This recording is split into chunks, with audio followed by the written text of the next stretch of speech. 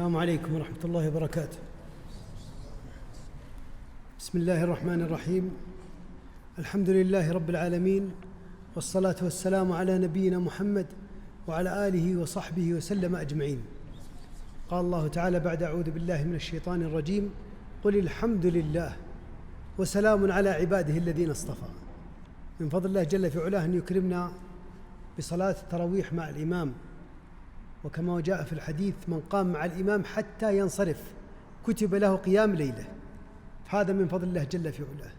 ثم بعدها نسمع قال الله وقال الرسول صلى الله عليه وسلم في صحيح مسلم عن أبي هريرة رضي الله عنه قال: لا يقعد قوم يذكرون الله عز وجل إلا حفتهم ملائكة غشيتهم الرحمة ونزلت عليهم السكينة وذكرهم الله في من عنده. وآخر مجلس: أن قوموا مغفورا لكم قد بدلت سيئاتكم حسنات. والشاعر يقول: من ذا الذي ما ساء قط ومن له الحسنى فقط. كلنا أصحاب ذنوب، كلنا محتاجين إلى مغفرة الله جل في علاه. في دخول المسجد المصلي أول ما يدخل المسجد يقول: بسم الله، اللهم صل على محمد، اللهم اغفر لي ذنوبي وافتح لي أبواب رحمتك. الآن نحن في رحمة من رحمات الله جل في علاه. والأصل في مجالس الذكر هو تعظيم الله. إذا عرف الآمر سهلت الأوامر. الله يقول: وما قدر الله حق قدره والأرض جميعا قبضته يوم القيامة والسماوات مطويات بيمينه سبحانه وتعالى عما يشركون. فالله جل في علاه أحق من ذكر، وأحق من عبد، وأكرم من أعطى، وأجود من سئل، وأجود من أعطى، وأرأف من سئل. لا يطاع إلا بإذنه ولا يعصى إلا بعلمه. يطاع فيشكر، ويعصى فيغفر، ويجيب المضطر ويكشف الضر جل في علاه. الله جل في علاه واحد وحده لا شريك له، لا شيء مثله ولا شيء يعجزه ولا إله غيره. قديم بلا ابتداء، دائم بلا انتهاء، لا يفنى ولا يبيد ولا يكون إلا ما يريد. لا تبلغه الأوهام ولا تدركه الأفهام ولا يشبه الأنام. حي لا يموت، قيوم لا ينام، خالق بلا حاجة، رازق بلا مؤونة، مميت بلا مخافة، باعث بلا مشقة جل في علاه. الإمام قرأ في صلاة العشاء: فدمدم عليهم ربهم بذنبهم فسواها ولا يخاف عقباها. لو حصل بين اثنين مشاحة مضاربة تضاربوا، القوي بعد ما تنتهي يخاف من ردة فعل الضعيف، ولكن الله جل في علاه يقول: فدمدم عليهم ربهم بذنبهم ولا يخاف عقباها سبحانه عز وجل. ويقول: فقطع دابر القوم الذين ظلموا والحمد لله رب العالمين. في الصحيحين: لا أحد أغير من الله، من أجل ذلك حرم الفواحش ما ظهر منها وما بطن. ولا أحد أحب إليه العذر من الله، من أجل ذلك أرسل الرسل مبشرين ومنذرين. ولا أحد أحب إليه المدح من الله، من أجل ذلك أثنى على نفسه. يقول جل في علاه: الله لا إله إلا هو الحي القيوم لا تأخذه سنة ولا نوم. في الحديث: إن الله لا ينام ولا ينبغي له أن ينام، يخفض القسط ويرفعه، يصعد إليه عمل الليل قبل النهار وعمل النهار قبل الليل، حجابه النور لو كشفه لأحرقت سبحات وجهه ما انتهى إليه بصره من خلقه. إلهنا ما أعظمك، مليك كل من ملك، لبيك قد لبيت لك، لبيك إن الملك لك، ما خاب عبد سألك، أنت له حيث سلك، لولاك يا ربي هلك. من إله العالمين وكل أرض ورب الراسيات من الجبال، بناها وابتنى سبعا شدادا بلا عمد يرين ولا هلال، وزينها وحلاها بنور من الشمس المضيئة والهلال، فكل معمر لا بد يوما وذي دنيا يصير إلى زوالي.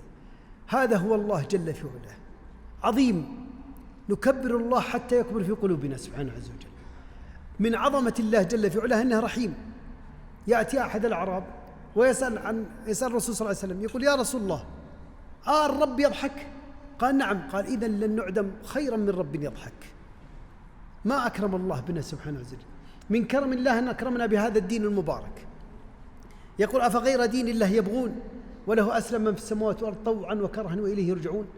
أهل العلم يقول: من أراد السعادة في الدنيا فعليه بالدين، ومن أراد السعادة في الآخرة فعليه بالدين، ومن أراد السعادة في الدنيا والآخرة فعليه بالدين. ديننا عظيم.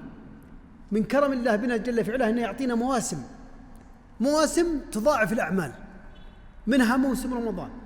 أمة محمد صلى الله عليه وسلم أمة يعني أعمارها محدودة، في الحديث أن الرسول صلى الله عليه وسلم يقول أعمار أمتي ما بين 60 و70 وقليل من يتجاوز ذلك.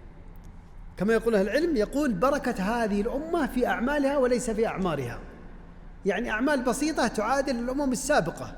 الأمم السابقة كان أعمارهم على 1000 سنة، كان على 700 سنة، كان على 350 سنة، كان على 250. الله جعل هذه الأعمار بس 60 إلى 70. ولكن اعمل عمل بسيط الله سبحانه وتعالى يضاعفها لك. فهذه دورة رمضان دورة مكثفة في الأعمال الصالحة. يعني الله سبحانه وتعالى شوف الحين جلسنا بس نص ساعة، صلينا مع الإمام حتى انصرف، أقبل وجهه إلى المأمومين، كتب الله لنا قيام ليلة كأن حين إلى الفجر. تروح تنام تسمر تتقضى تسوق كل شيء شغل عمل، الله كاتب لك أنك قائم الليل. ما هذا من كرم الله علينا سبحانه وتعالى.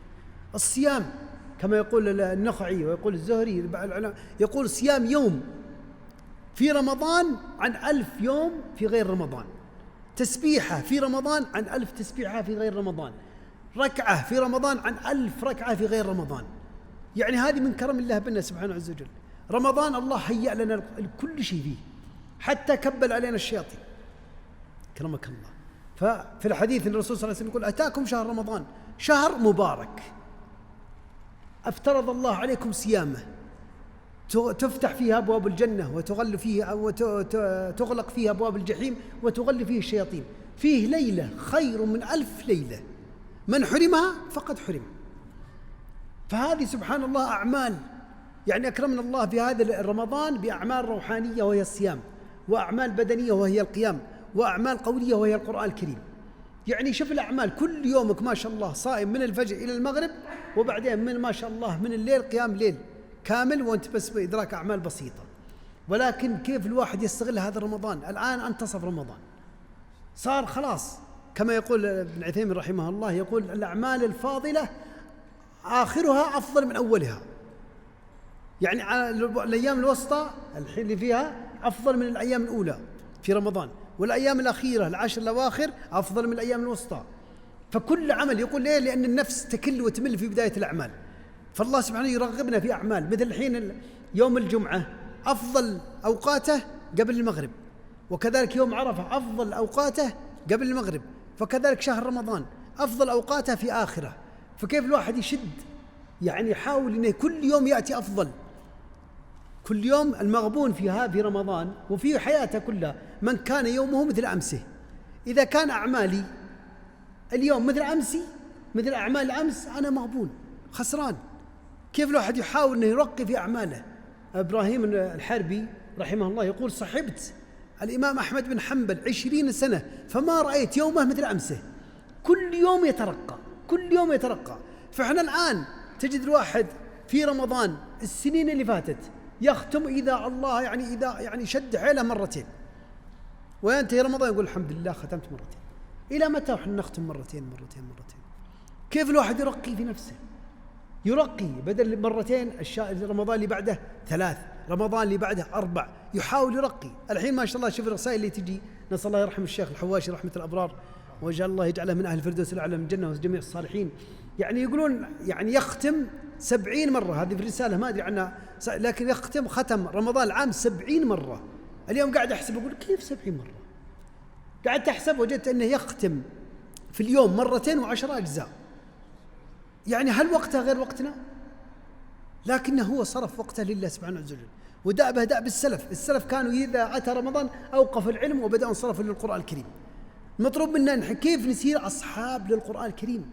في الحديث الرسول صلى الله عليه وسلم عبد الله بن عمرو رضي الله عنه ما يقال لصاحب من القرآن اقرأ وارتق ورتل كما كنت ترتل في الدنيا فإن منزلتك عند آخر آية تقرأها. حنا الآن في رمضان كيف نسير أصحاب للقرآن؟ يعني الآن أنا أختم في القرآن في رمضان مثل الواحد يختم 6 مرات، صعبة ولا سهلة؟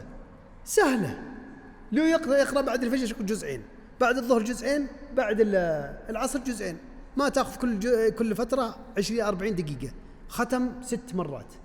وإذا يبغى يختم ما شاء الله يعني يبغى كل شيء يطور في نفسه، لأن هذا المقصد، إن كيف أنصرف للقرآن في رمضان. أسأل الله أن يوفقنا وإياكم. نسأل الله يجعل هذا الجمع جمعا مبرورا، وتفرقنا من بعده تفرقا مرحوما، ولا يجعل منا ولا معنا شقيا ولا محروما. نسأل الله يحفظ الراعي والرعية والأمة الإسلامية.